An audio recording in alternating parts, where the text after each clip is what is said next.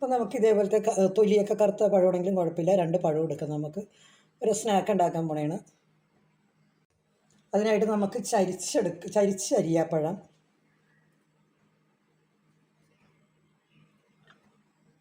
ഇപ്പോൾ നമ്മൾ പഴമൊക്കെ കട്ട് ചെയ്തെടുത്തിട്ടുണ്ട്.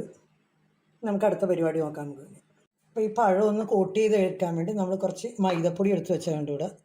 അപ്പോൾ ഈ ഓരോ പഴവും ഇങ്ങനെ എടുത്ത് ഈ മൈദപ്പൊടിക്കകത്ത് നമ്മളിങ്ങനെ മുക്കി കഴിഞ്ഞ് നമുക്കൊരു മുട്ടയെടുത്ത്